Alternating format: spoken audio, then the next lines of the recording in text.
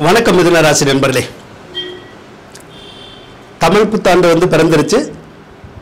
உங்கள் அனைவருக்கும் எனது இனிய தமிழ் புத்தாண்டு நல்வாழ்த்துக்கள்.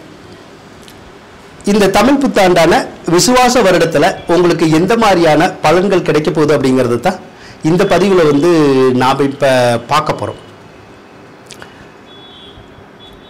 கடந்த காலத்தில் மிதுன ராசிக்கு வந்து நிறைய கசப்பான அனுபவங்கள் வந்து வந்துருச்சு. அதுக்கான காரணங்கள் என்னன்னா, அந்த கோச்சார கிரக நிலைன்னு சொல்றோம்ல, அது வந்து சரியில்லாம போயிடுச்சு. இப்ப 12வது ராசியில குரு, அது சரி இருக்காது. 10வது ராசியில ராகு, அதுவும் நல்லா இருக்காது. 9வது ராசியில சனி, இதுவும் நல்லா இருக்காது. ஆக கோச்சார கிரகங்கள் எல்லாமே பலவீனமான நிலைக்கு போனதுனால தான் உங்களுக்கு இவ்வளவு பிரச்சனை. இந்த விசுவாச வருடத்தை பொறுத்தளவு, பிறந்திருக்கக்கூடிய தமிழ் புத்தாண்டை பொறுத்தளவு நிறைய கிரகங்கள் வந்து பயிற்சி ஆகுது. அப்ப சரியில்லாம இருக்கிற கிரகங்கள் பூராமே ஒரு சரியான நிலைக்கு வந்து இப்ப வரப்போகுது. அப்ப உங்களுடைய வாழ்க்கை சூழ்நிலையில நல்ல முன்னேற்றம் இருக்குமா அப்படின்னு கேட்டா கண்டிப்பா இருக்கும். முக்கியமா எந்த கிரகத்தினால நல்ல மாற்றங்கள் ஏற்படும் அப்படின்னு கேட்டீங்கன்னா, ராகுனால வந்து நல்ல மாற்றங்கள் வந்து ஏற்படும். எப்பயுமே ராகு பகவான் வந்து 10வது ராசியில வந்து இருக்கக்கூடாது. ராகு 10வது ராசியில இருந்தாலே நமக்கு அந்த தொழில் சார்ந்த பிரச்சனைகள் நிறைய வந்துடும். வேலை சார்ந்த பிரச்சனைகள் வந்து நிறைய வந்துடும். சரியான வேலை இருக்காது. வேலை இருந்தாலும் நம்ம வேலை பார்க்குற இடத்துல நிறைய டார்ச்சர் இருக்கும். ஏதோ ஒரு வகையில நம்ம சிரமப்பட்டுக்கிட்டே வேலை பார்த்துக்கிட்டு இருப்போம். தொழில்னால அப்படிதான். என்ன தொழில் பண்றோமோ அந்த தொழிலை ஓட விடாது. ஒரு தொழில் தான் பண்ணாங்கன்னா அந்த ஒரு தொழிலை அழிச்சிடும். பல தொழில் பண்றவங்களுக்கு வந்து ஏதாவது ஒரு தொழிலை அழிச்சிடும். இப்படி இந்த தொழிலை அழிக்கிற வேலையை அந்த ராகு பார்க்கிற போது நம்ம எப்படி வாழ்க்கையில ஜெயிக்க முடியும்? முதல்ல தொழில் இருந்தா தான் காசு இருக்கும். காசு இருந்தா தான் நம்மகிட்ட மற்றது எல்லாமே இருக்கும். அப்ப தொழிலும் இல்லைங்கிற போது காசு இருக்காது. காசு இல்லைங்கிற போது வேற எதுவுமே நம்ம கிட்ட இருக்காது. இல்ல, வேற எதுவுமே இருக்காதுன்னா இருக்கும். என்ன இருக்கும்? கஷ்டம் மட்டும் இருக்கும். அப்படிதானே? ஆமா. சரி, இனிமேல் அப்படி இருக்குமா அப்படின்னா இருக்காது. காரணம், இந்த ஏப்ரல் மாசம் 26ஆம் தேதி ராகு பகவான் வந்து பயிற்சி ஆக போறார். அதாவது 10வது ராசியிலிருந்து 9வது ராசிக்கு வந்து பயிற்சி ஆவார்.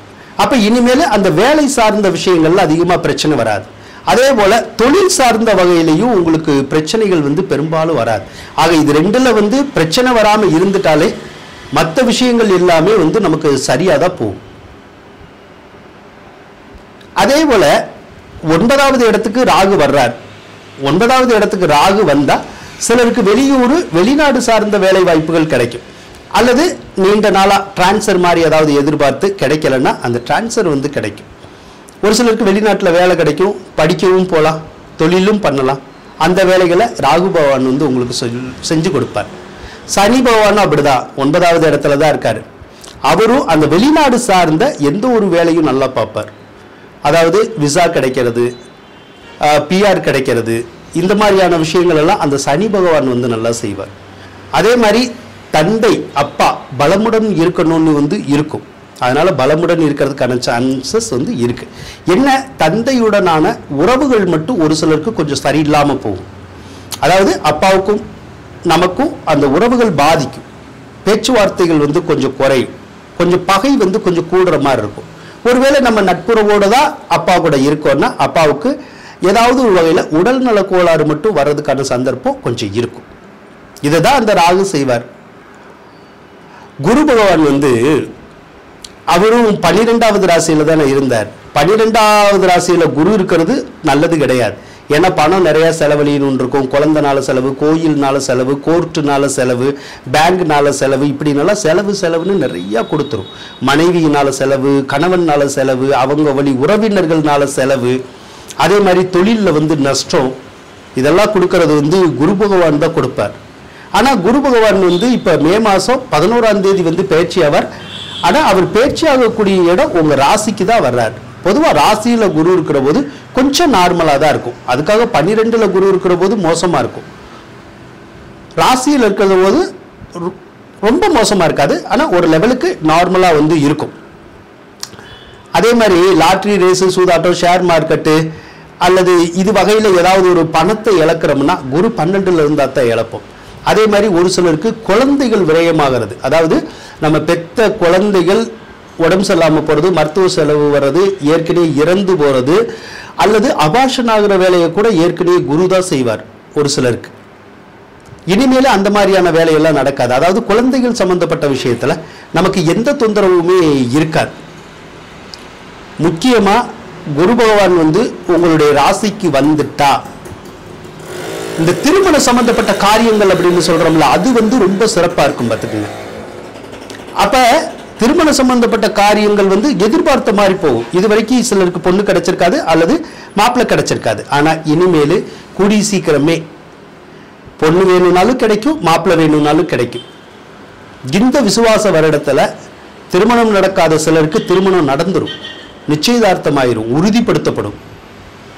அதே மாதிரி ஒரு சிலருக்கு அந்த பருவ வயசுல இருந்தாலும் சரி, பருவ வயசை தாண்டி இருந்தாலும் சரி, ஒரு சிலருக்கு லவ் பண்ற மாதிரியான ஒரு சிந்தனைகளையும் அந்த குரு பகவான் கொடுப்பார்.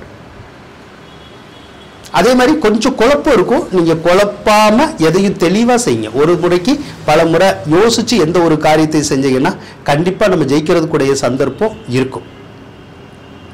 பிற கிரக பயிற்சிகள் எல்லாமே கூட இந்த விசுவாச வருடத்துல உங்களுக்கு சிறப்பாக தான் இருக்கு. புரட்டாசி ஐப்பசி மாசங்கள் வருது இல்ல, அந்த காலத்துல குழந்தை பாக்கியம் இல்லாதவங்களுக்கு சிலருக்கு குழந்தை பாக்கியத்தையும் கொடுக்கும்.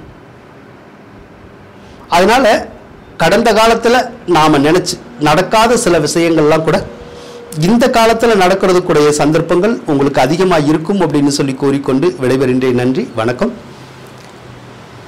உங்களுக்கு இந்த வீடியோ பிடிச்சிருக்கும்னு நினைக்கிறேன். இந்த வீடியோ பிடிச்சிருந்தா லைக் பண்ணுங்க, ஷேர் பண்ணுங்க, மறக்காம சப்ஸ்கிரைப் பண்ணுங்க. நன்றி நண்பர்களே.